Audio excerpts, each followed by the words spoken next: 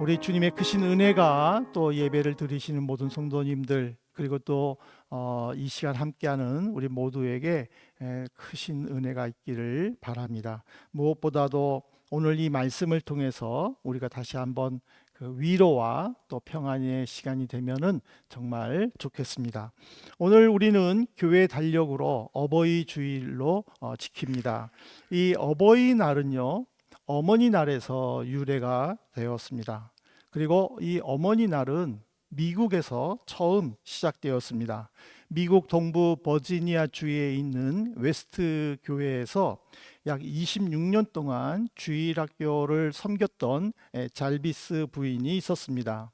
근데 이제 이분의 영향으로 많은 아이들이 이제 훌륭하게 성장을 해서 미국 사회의 어떤 정치, 경제, 또 문화 전반적인 곳에서 큰 활약들을 했습니다. 그리고는 이제 잘비스 부인이 죽고 난 다음에 이제 1주년이 되었을 때에 그의 제자들이 부인을 추모하기 위해 그 딸 애나를 이제 초청을 해서 이제 추모 행사를 가지게 됩니다. 그 딸 애나는 어머니가 평소에 좋아하셨지만은 그러나 이제 이미 고인이 되셨기 때문에 하얀색 카네이션을 어머니께 드리면서 그 자리에서 어머니가 평소에 제5계명인 내 부모를 공경하라를 자주 말씀하셨음을 회상하면서 우리 어머님의 꿈이 이 세상에 있는 모든 어머니들을 기념하고 또 축하하면 좋겠다라는 그 말을 이제 그 추모 행사에서 합니다. 그리고는 이제 이 애나를 중심으로 이제 미국에서 우리가 어머니 이 세상에 계신 어머니를 우리가 또 기념하고 또 축하하고 또 어머니의 희생을 또 한번 생각해 보는 날을 만들자라고 이렇게 캠페인이 벌어지고 그래서 이제 미국에서 이렇게 아름아름으로 이렇게 알려지다가 이제는 미국 의회에서 1914년 5월 둘째 주일을 이제 어머니 날로 이제 공포를 했습니다.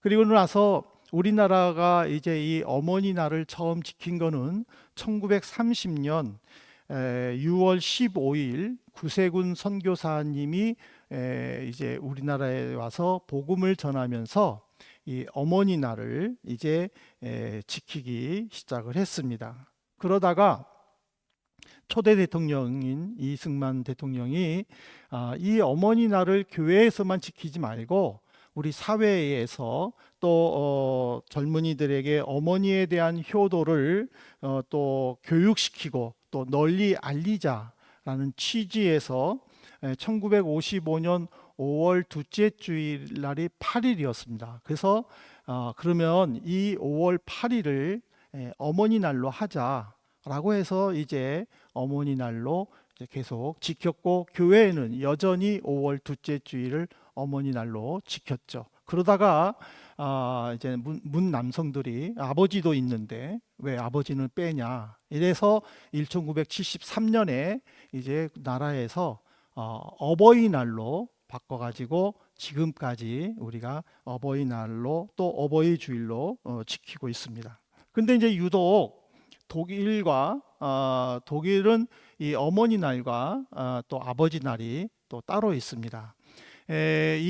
각각 독립된 인격체로서 또 그분들의 수고, 그분들의 헌신, 희생을 기념하자라는 의미로 그래서 어머니 날은 이제 미국의 영향으로 5월 둘째 주일 그래서 아브라함 교회도 오늘 어머니 날로 예배를 드렸고 그런데 이제 아버지 날은 약간 어떤 그 신앙적인 영적인 의미를 담아서 크리스티 힘멜파라트 주승천이를 이제 아버지 날로 정합니다. 그래서 어머니 날은 늘 5월 둘째 주일로 결정되어 있지만 아버지 날은 주승천일이 언제냐에 따라서 그 날짜가 변경이 됩니다. 제가 이렇게 이 어머니 주일 그 유래를 이렇게 길게 설명한 이유는요, 이 기독교에 대해서 좋지 않는 감정을 갖거나 또 기독교에 대해서 오해를 하는 사람들은, 기독교는 육신의 부모님은 경시 여기고 중요하게 여기지 않고 오직 자기네들이 믿는 하나님만 강조하는 그런 불교 종교다라고 이렇게 공격하는 사람들이 있습니다. 그렇지만 우리가 역사적으로 볼 때, 그리고 성경적으로 볼 때, 무엇보다 예수님의 삶을 볼 때에 우리 기독교는 결코 불교 종교가 아니라 부모님을 향한 효도, 또 부모님 공경을 강조하는 그런 종교임을 또 우리는 알 수 있습니다.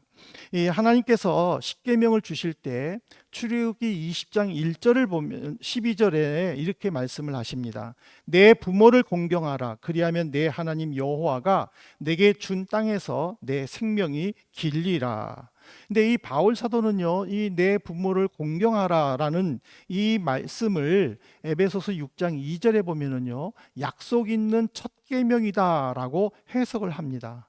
왜 이렇게 약속 있는 첫 계명이라고 해석을 하냐면, 이 10계명에는요 1계명부터 4계명까지는 하나님을 향한 계명, 그리고 5계명부터 10계명까지는 사람을 향한 계명이 구분이 되어 있습니다.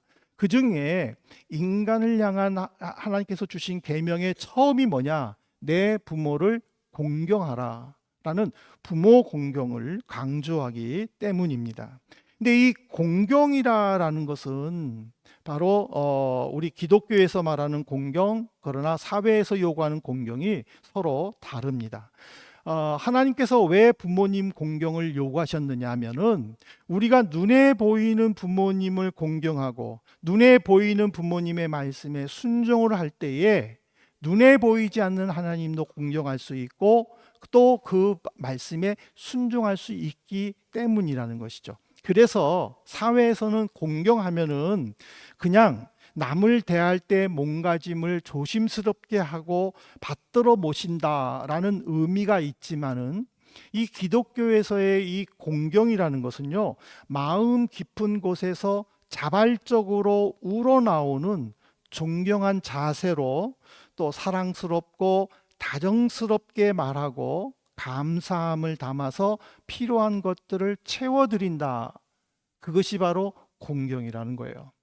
하나님께서 내 부모를 공경하라 라고 말했을 때 그 공경이라는 것은요, 억지로 하는 것이 아니라 자발적으로 해야 된다는 것이죠.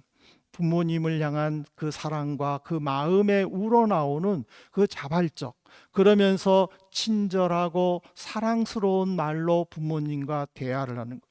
퉁명스럽게 끊어! 나 바쁜데 왜 지금 전화해? 그런 게 아니라, 엄마 잘 있었어요. 엄마 보고 싶어요. 엄마 사랑해요. 그런 것들을 자발적으로 하는 것, 그것이 공경이다라고 우리 기독교에서는 가르쳐주고 있습니다. 그런 모습들을 보면은 이 오늘 본문은 정말 예수님은 그 마음 깊은 곳에서 우러나오는 부모님을 향한, 특별히 홀로 계신 어머니를 향한 그 순종하는 모습, 효도하는 모습을 보여주고 있습니다. 십자가에 매달려 고통스러움 속에서도 예수님은 그 어머니를 끝까지 잊지 않고 고맙고 감사한 마음을 담게 됩니다. 이 예수님의 이 모습을 통해서 우리도 이 땅에 하나님께서 보내주신 우리의 부모님, 내 부모님에게 우리가 정성을 다하고 또 사랑스럽고 또 즐거운 말과 또 그런 모습을 보여야 되지 않겠나 싶습니다. 그럼 왜 우리가 이 부모 공경을 그렇게 중요시 여기느냐? 첫 번째로는 하나님의 명령이기 때문입니다. 이 부모 공경은요, 하나님의 명령임을 우리는 분명히 알아야 됩니다. 그래서 바울 사도도 에베소서 6장 1절에서 이렇게 말합니다. 자녀들아, 주 안에서 너희 부모에게 순종하라. 이것이 옳으니라. 이게 조금 더 쉬운 말로, 그 본문에 가까운 말로 해석을 하면은요, 아이들아 너희 부모를 주 안에서 순종하라. 왜냐하면 이것이 올바르기 때문이다. 왜 우리가 부모님께 순종해야 되느냐? 무엇보다도 왜 성도가 부모님의 말씀에 순종하고 공경해야 되느냐? 그 이유를 지금 설명하고 있습니다. 어느 시대든 어느 문화건 어느 나라건 부모님을 공경하고 부모님을 순종하는 것들이 있지만은, 그러나 그것이 단순한 문화적 관습이 되어서는 안 됩니다. 왜냐하면 하나님께서 부모님을 공경하고 부모님께 순종하는 것이 올바른 일이다라고 말씀하셨기 때문이라는 거예요. 하나님은 의로우신 하나님이십니다. 공의로우신 분이라는 것이죠. 죄가 전혀 없고 잘못이 전혀 없는 완벽하고 완전하신 의로우신 분, 그 의로우신 분이 부모님을 공경하는 것이 올바르다라고 인정하셨고, 그래서 그 부모님 공경을 강조하셨을 때에 무엇보다 우리는 그 말씀을 받들어서 내 감정과 내 생각에 따라 변동하는 것이 아니라 시종일관 늘 부모님을 향한 마음이 한결같아야 된다라는 것을 가르쳐 줍니다. 왜 하나님께서는 부모 공경을 강조하셨을까? 그것은 하나님의 대리자로서 자녀들에게 부모님을 주셨기 때문입니다. 부모님은 하나님의 대리자로서 우리를 통하여 하나님께서 원하시는 가정을 세워 나가시는 분들입니다. 그 부모님을 통해서 우리는 하나님의 사랑을 체험하게 되고, 그 부모님을 통해서 우리의 필요한 것들을 공급받게 됩니다. 그러므로 우리가 부모님을 사랑하고 부모님 말에 순종한다는 것은 곧 그 가정을 통하여 하나님께서 이루고자 하시는 것들을 이루시려고 하는 그 첫 번째 하나님의 언어임을 우리는 인정해야 됩니다. 내가 눈에 보이는 부모님을 함부로 대하면서 눈에 보이지 않는 하나님께 우리가 어떻게 순종할 수 있겠습니까?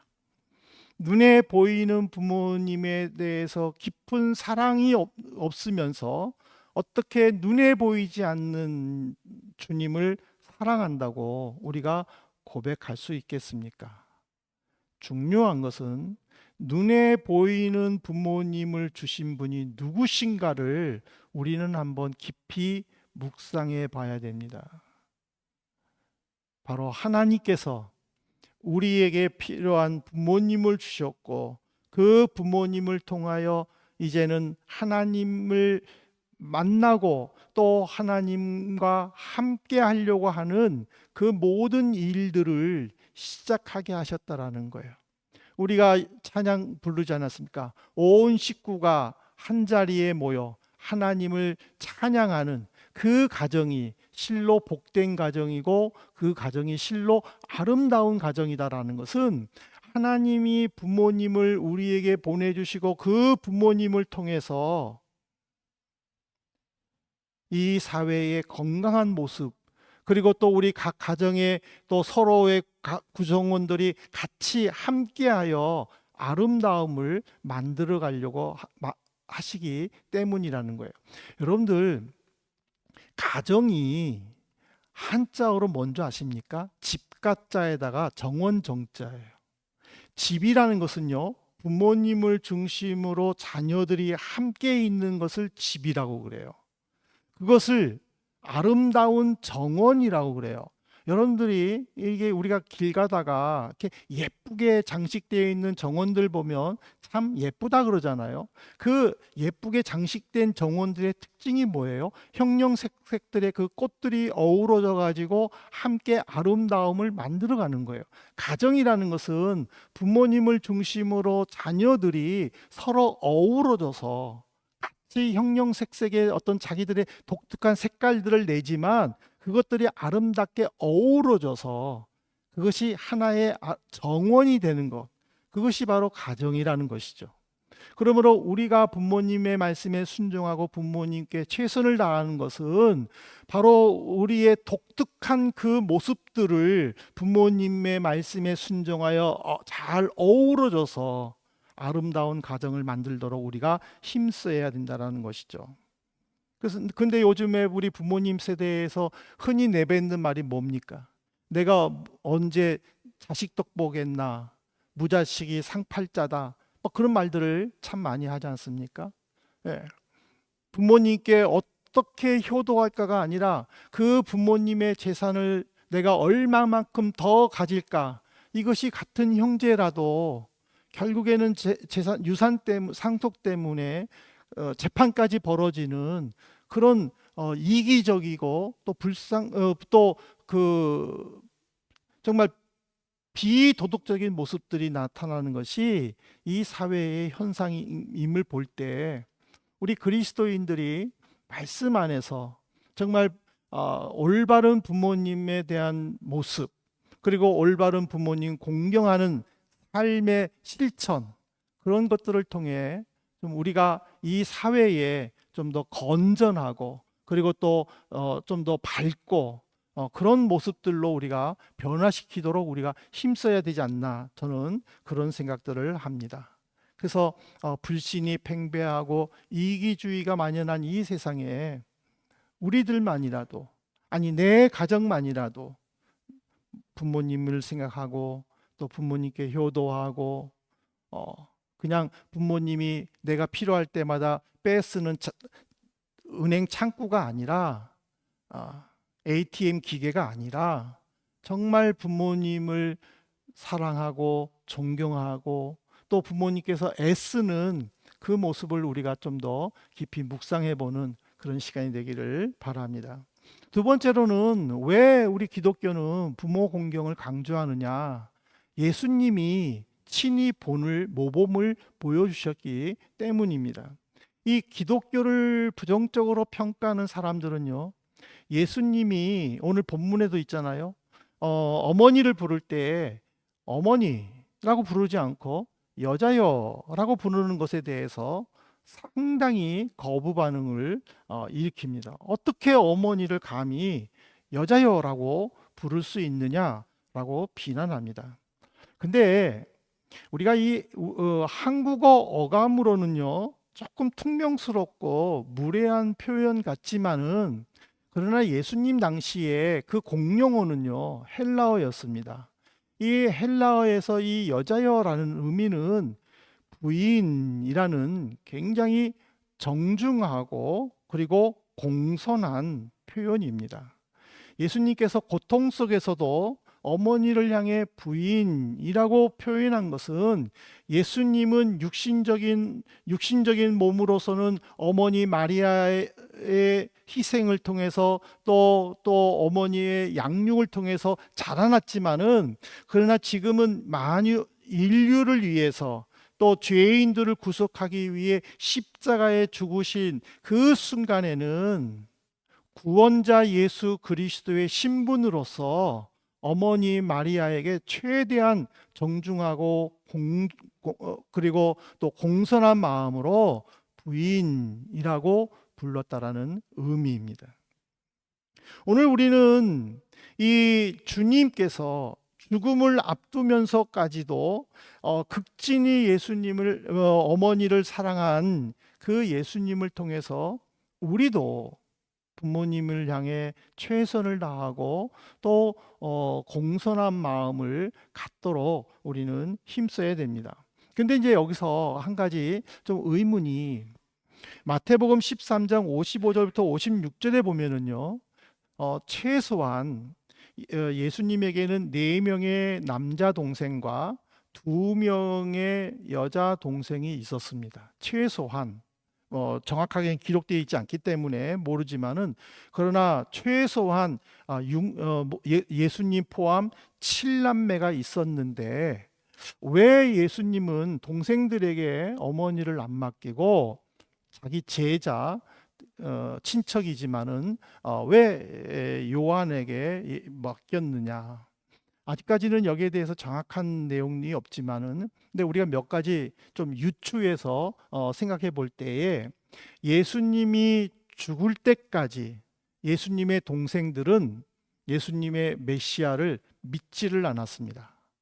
그냥 형님이 이상한 사람으로 생각을 했습니다. 그래서 요한복음 7장에도 보면은요, 왜 형님 이렇게 집에만 있습니까? 지금 초막절로 우리가 다 지금 예루살렘에 올라가서 절기를 지켜야 되는데, 당신이 메시아라면 그 수많은 사람들 앞에서 내가 메시아다라고 외쳐야 되지 않겠습니까? 왜 예루살렘에 안 올라가고 여기 집에 있습니까?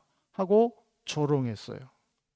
그리고 또 한 번은 예수님에 대한 소문이 안 좋아서, 예수님은 미쳤다, 정신 이상하다라는 소문이 그 지방에서 깔렸었어요.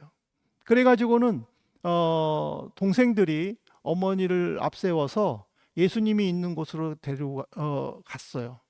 그리고는 예수님을 붙잡으려고 했었어요. 근데 예수님은 그 어머니와 동생들을 만나주질 않았어요. 누가 내 부모고 내 동생이냐? 바로 여러분들이 아니냐? 하면서 육신적인 그 동생들을 거부한 내용들이 있었어요. 그래서 이런 것들을 볼 때에 하나님께서 어머니 마리아를 통하여 믿음으로 이루어진 가족 공동체를 세우려고 하는 그 계획을 알고 오히려 자신을 믿지 않는 이 동생들보다는 자기와 함께 생활했던 이 요한을 통해서 하나님이 세우고자 하는 믿음 공동체를 세우려고 했었음을 우리는 알 수가 있습니다. 왜 우리가 부모를 공경하느냐? 그것은 우리가 일차적으로 부모님을 공경하지만은 이 영적 공동체 안에서, 믿음의 공동체 안에서, 각 가정에서도 믿음 공동체 안에서 하나님이 이루고자 하는 그 가족 공동체를 우리가 이루어 나가야 된다는 것이죠. 그래서 우리가 부모 공경을 통해서 부모님을 믿지 않을 때에는 부모님을 전도하여 하나님의 자녀로, 또는 믿지 않는 또 식구들을, 또 가족들을 전도하여 또 믿음의 가족 공동체를 세우도록 우리가 힘써야 한다는 것이죠. 그래서 우리가 이 부모 공경을 통해서 하나님께서 세우고자 하는 이 가족의 영적 공동체, 그 중요성을 우리는 다시 한번 생각해 봐야 될 것입니다. 마지막으로 왜 부모를 공경을 해야 되느냐? 바로 부모 공경을 통해서 하나님의 사랑을 느낄 수 있기 때문이라는 것이죠. 이 독일 속담에요, 이런 말이 있답니다. 한 어머니는 10명의 아이들을 양육할 수 있지만 10명의 아이들은 한 어머니를 양육할 수 없다. Eine Mutter kann 10 Kindern ernähren, aber 10 Kindern können nicht eine Mutter ernähren. 이 말이 무슨 말이냐면, 자녀가 아무리 부모님을 편안하게 해드리고 부모님께 최선을 다한다 할지라도 부모님께서 우리들에게 베풀어 주신 그 사랑에 비하면 부족한 것밖에 없다라는 그런 의미겠죠. 근데 우리는 보통 이런 생각들을 말이에요. 내가 좀 형편이 좋아지면, 지금은 뭐 어쩔 수 없지만 나중에 내가 부모님께 효도해야지, 그런 말들을 우리는 가끔 합니다. 근데 여러분들 그거 아세요? 부모님은 우리가 효도할 때까지 기다려 주시지 않는다라는 것. 그리고 부모님은 결코 물질로만 섬길 수 없다는 것. 최고급 요리사가 만든 최고급 요리를 부모님에게 최고의 식당에서 대접해 드린다 해도 그 자리가 부모님에게 결코 편하지가 않으면은 그 음식의 맛도 부모님은 몰라요. 근데 정말 시끄러운 시장에서, 그냥 깔끔하지 않는 식당에서 그냥 거기 그 음식을, 부모님이 좋아하는 음식을 대접해도 그 부모님의 마음이 편하면 그 음식은 다른 어떤 음식보다도 맛있어요. 왜 그런지 아세요? 부모님의 마음이 중요하다라는 거예요. 이 말은 뭐냐면 내가 세운 기준에 따라서 부모님을 섬긴들 그것이 부모님의 마음과 합하지 않으면 아무 소용이 없다라는 거예요. 이 말은 무슨 말이냐면 내가 이렇게 하나님을 섬기겠다, 내가 이렇게 하나님의 말씀에 순종하겠다 세운 기준이 하나님 마음에 합하지 않으면 아무 소용이 없다라는 거예요. 그래서 우리가 부모님을 통하여 하나님의 사랑을 느낀다라는 말은 뭐냐면 정말 부모님의 입장에서 부모님이 원하시는 것을 우리가 행함으로 인하여 그 부모님의 마음에 위로를 얻고 평안을 얻을 때 그것이 진정한 효도고 순종이다라는 것을 우리가 깨달아야 된다는 것이죠. 예수님도 얼마든지 동생들에게 어머니를 부탁할 수 있잖아요. 그 육남매들이 어머니를 잘 모실 때에 어머니는 얼마나 마음이 편하겠습니까? 그러나 하나님께서는 어머니를 통해서 영적 공동체를 이루고자 하는 그 계획을 예수님은 깨달았었을 때에 동생들은 그것을 이룰 수 없음을 알고 제자 요한에게 맡겼던 것이고 제자 요한도 바로 그 주님의 계획을 알기 때문에 오늘 성경에 보면 어머니 마리아를 모시고 자기 집에 갔다라고 되어 있습니다. 즉, 내 기준이 아니라 바로 어머니의 기준에서 섬기는 것이 진정한 효도고 그것을 통해 하나님의 사랑을 깨달을 수 있다라는 것을 우리에게 가르쳐주는 말씀입니다. 이제 말씀을 맺겠습니다. 이 사람에게 해당되는 계명 첫 번째가 부모를 공경하라죠. 이거는 하나님의 명령입니다. 하나님의 명령은 우리는 꼭 지켜야 됩니다. 시대가 다르고 문화와 사상이 변했어도 부모님 공경은 반드시 지켜야 되는 문제입니다. 근데 여기서 우리가 한 가지 질문해 볼 것은 하나님께서 세우고자 하는 영적 공동체, 믿음 공동체 안에서의 영적 가족 공동체 속에 우리는 교인들이 다 포함되어 있죠. 정말 우리 젊은이들이 내 부모님을 생각하듯이 우리 교회 어른들을 정말 존경하고 사랑하고 있는가? 내 자녀들을 바라보면서 정말 예쁘고 사랑스럽듯이 내 교회에 내가 다니는 교회의 청년들을 바라볼 때에 그런 마음들이 있는가? 우리는 한번 생각해 봐야 됩니다. 정말 감사하게도 우리 한민교회는 또 이런 모습들이 있어서 얼마나 감사한지 저는 하나님께 늘 감사의 기도를 드립니다. 정말 어른들은 청년들을 사랑하고 청년들은 정말 성심을 다해 어른들을 공경하고 존경하고 또 베푸는 모습을 볼 때에 정말 이것이 하나님께서 이루고자 하는 영적 가족 공동체가 아닌가 그거를 생각해 봅니다. 하나님께서 우리를 이 땅에 보내실 때에 가장 따뜻하고 넉넉한 사랑을 주실 분으로 부모님을 허락해 주셨습니다. 어릴 적에 우리의 작은 웃음과 울음까지도 귀하게 여겨주시고 밤낮 없이 돌봐 주셨던 그 손길들을 우리는 기억하고 있습니다. 삶의 길을 걸어오시면서 우리로 인하여 때로는 눈물로 때로는 기도로 키우셨음을 우리는 잊지 말아야 할 것입니다. 부모님의 수고와 사랑이 있었기 때문에 오늘 우리가 이 자리까지 올 수 있었음을 결코 잊어서는 안 됩니다. 부모님의 한마디 위로가 우리의 상처를 싸매기도 하고 또 부모님의 그 기도가 우리의 삶을 지탱하는 힘이 되어 주셨습니다. 그러나 이제 부모님은 연약해지고 또 지쳐가는 속에서도 여전히 우리를 바라보시고 그리고 아낌없이 또 그 사랑 앞에서 또 주시는 그 사랑 앞에서 우리는 감사와 존경의 마음을 올려드려야 되지 않겠습니까? 부모님 어버이 주일이라고 한 번으로 끝나는 것이 아니라 정말 우리가 부모님을 늘 생각하고 또 부모님을 공경하고 또 영적 가족 공동체를 이루기에 또 우리가 서로 힘쓰고 또 애쓰는 그런 믿음의 가족들이 되시기를 주님의 이름으로 권면합니다.